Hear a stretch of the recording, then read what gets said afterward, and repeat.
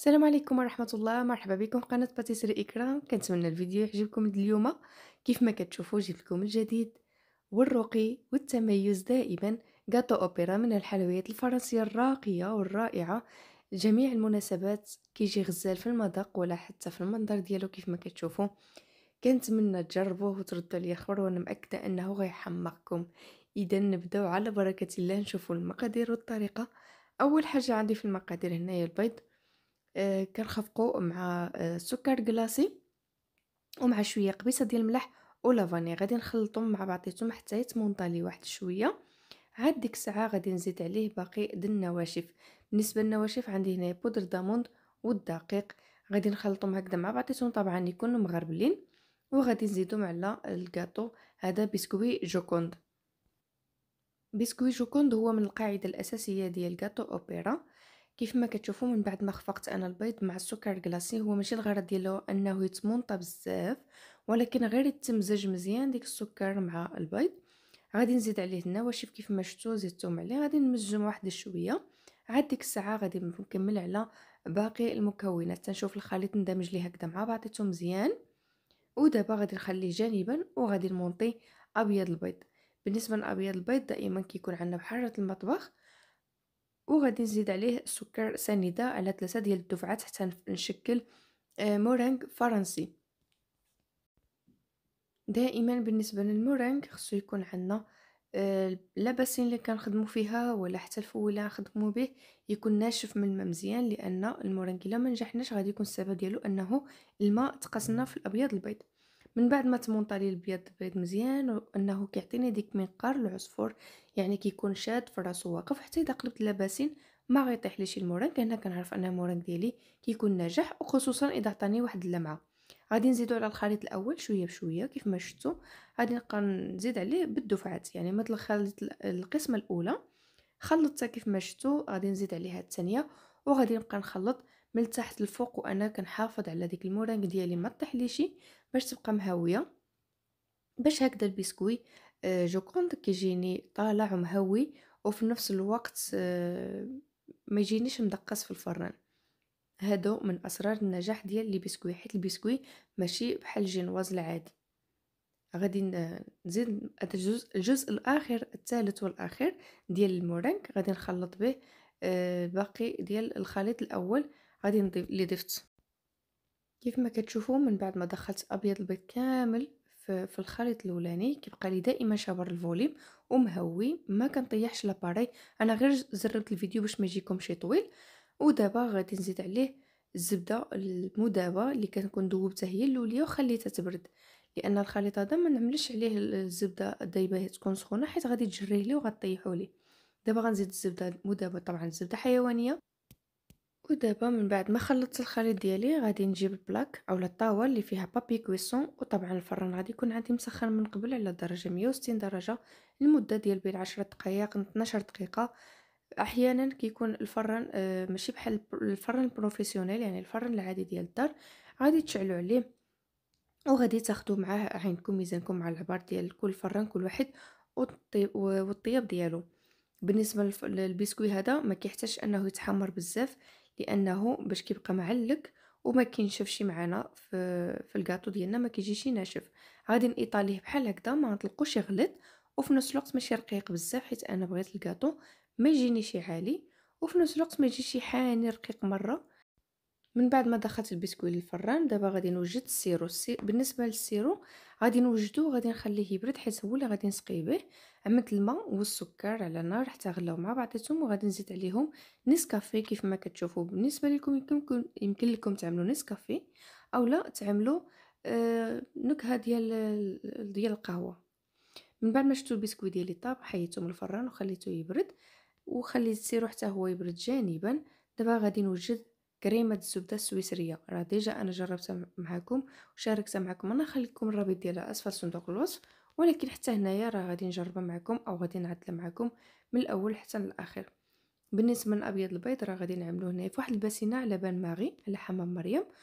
السكر ابيض البيض والسكر طبعا، حتى نشوف ان كيف ما شفتوا ديك الطريقه انا عملت. اللي ما عندوش الترمومتر يشوف غير السكر واش داب في القاع ديال لاباسين غتعرف ان المورينغ ديالك وجد لك. غتعملو نيشان على في لاكوف اولا في الباتوغ ديالك، غادي تمونطا. وفي هاد الاثناء من بعد ما تمونطالي يعني حتى نشوف انه عطاني هاد منقار العصفور وكيعطيني واحد اللمعان، كنعرف ان المورينغ ديالي نجح. غادي نجيب دابا الزبده حيوانيه، غتكون طبعا بحراره المطبخ، وغادي نقطع طريفات كيف ما شفتوا، غادي نزيدها على المورينغ حتى نشوف ان الخليط اندمج لي مزيان. بعض الاحيان كتلقاو ان الزبده انفصلت على المورينغ، ما تخافوش غير كملوا في الخفق حتى تشوفوا الزبده رجعت للطبيعه ديالها الاصليه. هنا غتعرفوا ان الزبده ديالكم ناجحه. دابا غادي نزيد لها لاغوم ديال الكافي ونخليها تمزج بحال هكذا ونخليها جانبا. دابا غادي نوجد الكاناش. بالنسبه للكاناش اللي كيكون عندي هنايا فيه لا كريم، النسبه ديال الدهون ديالها تكون 35% من الاحسن. وبالنسبه للشوكولا راه شوكولا غير شادي سوداء، نسبة الكاكاو فيها 55%. من الأحسن تستعملوا غير 55% باش ما تجيكمش قاصحة بزاف، لأن باقي النكهة ديال القهوة اللي كتكون ممزوجة مع الشوكولا باش ما تجيكمش قاصحة. بالنسبة للزبدة كنخليها هي الاخريه كنزيدها، طبعا كتكون بحرارة المطبخ. هاد الزبدة هي اللي كتخلي لي ان الكاناش ديالي ما يجينيش قاصح ويجي معلق. بالنسبه لكريمه الزبده راها واجده، الكاناش حتى هو واجد. دابا غادي نقطع البسكوي كيف ما شفتوا. البسكوي طايب ماشي محمر بزاف، غير طايب. دابا غادي نجيب السيركل اولا الكادر اللي غادي نقطع به. غنقطع جوج اطارات اللي غيكونوا قد يعني واحد غيكون الفوق وواحد غادي يكون تحت في المره، واللي غادي يكون في الوسط هو اللي غادي نقطع به ديك الزوائد اللي كيكونوا غادي نشكلهم به في الوسط من داخل. كيف ما شفتوا من بعد ما قطعت البسكوي دابا غادي نقطع هاد الزوائد، هما اللي غادي يكونوا عندي في الوسط كقاعده ثالثه. غادي نجيب اطار ونجيب لونغيت اللي غادي نعمل فيه البسكوي، القاعده الاولى اللي كتكون معوطه بحال هكذا. ودابا غادي نسقيها بالسيرو غير واحد شويه، لان القاعده التحتيه في مره ما كتسقاش بزاف، انا غير كندوز عليها غير بالشيطه من الفوق، يعني غير كنسيس الشيطه في الفرشه يعني في السيرو، كنقطرها مزيان وكنعملها غير كنمسح بها باش ملي نجي نقطع الكاطو ما يتعجليش من تحت. كيف ما كتشوفوا غادي نسقيها غير هكذا شويه. ودابا غادي نبدا بالقاعده الاوليه اللي هي كريمه الزبده. باش تسهل عليكم العمليه ديال مونتاج الكيك اولا ديال الكاطو، غتعملوا لي كريم ديالكم في البوش بحال هكذا باش تسهل عليكم وكيجيكم لي طاجات متساويين. كنبدا بالاطراف هما الاوليين كيف ما كتشوفوا كيف ما هو موضح في الفيديو، وغادي نبدا مشى حتى نشوف ان الكاطو ديالي تعمر لي كامل. وديك الساعه غادي نساويه بالسباتول. يمكن لكم تعملوا العبار ديال لي كريم تقسموهم يعني بالميزان باش تجيكم كل طبقه بوحديتها. بالنسبه للمبتدئين اللي ما كيعرفوش مثلا ياخذوا العبر بعينه ميزانه، ولكن الا خدمتوا بالبوش بحال هكذا راه ما تحتاجوش انكم تقسموها. انا كنقول لكم هاد الطريقه غير احتياطا بالنسبه للكاطو باش يجيكم متساوي. طبعا تاكدوا من ان الاطراف والجوانب كاملين عامرين وخط متساوي عندهم. ودابا غادي نجيب ديك القطع اللي قطعت لك كنعملو في الوسط كيف ما كتشوفوا غادي نعملهم في الوسط كيجيو بحال اللي قطعتي طبقه متساويه. انا هنايا كنت عمرت بالكاناش في الاولين، نسيت ما سقيتو حتى عمرت بديت كنعمر الكاناش عاد فكرت انه خصو يتسقى. دابا غادي نسقيه عاوتاني وعاد غادي نعمر بالكاناش. الطبقه الثانيه، الطبقه الاولى كتكون بالكريمه الزبده، الطبقه الثانيه بالكاناش. طبعا كل طبقه كنسقيوها بالسيرو كيف ما كتشوفوا. دابا غادي نعمر بالكاناش بحال هكذا، كنبدا بالجوانب هما الاوليين عاد كنكمل الوسط ديالي. كما سبق وقلت لكم ان الخدمه بالبوش بحال هكذا كتسهل عليكم كيف ما كتشوفوا، يعني كيجيو ديك الطبقات متساويه ما كيجيش شي طالع شي هابط. دابا غادي نيطالي بسباتول غادي نكمل على ليساج ديالها باش تقاد لي ديك السطح ديالها كيف ما كتشوفوا. كيف ما قلت لكم يعني بالبوش كيسهل، انتما كتشوفوا يعني كيجي ديك السطح متساوي ما غادي يزيدش يعذبنا، خصوصا في هذا الجو كيكون بارد الكاناش دغيا كيتماسك. من بعد ما غادي نعوض السطح ديالها مزيان غادي نجيب الطبقه الاخيره ديال بسكوي جوكوند وغادي نعملو كيف ما كتشوفوا. غادي نطبطي عليه واحد شويه غير باش يشبر لي في الكاناش ويلصق ليه مزيان. ودابا عاوتاني غادي نسقيه المره الثالثه، يعني كل طبقه كيف كنعملها كنسقيها. هادو واخا نسقيهم مزيان عاو ماشي بزاف باش ما كيغلبش يعاود السقي على الكاطو وكيجينا مرخي وكيجي معجن، يعني عينكم ميزانكم يعني غير غيتانبيبه، لان بسكوي جوكوند ما كيجيش ناشف، بالعكس هو كيجي معلك لانه طالع بالمورانغ وفيه البودر داموند وفيه الزبده، كيجي معلك اصلا. عاد الا زدنا سقيناه راه كيجي اكثر من معلك. دابا الطبقه الاخيره اللي هي الثالثه، غادي نعمل كريمه بور كيف ما كتشوفوا، كريمه الزبده مذاق القهوه.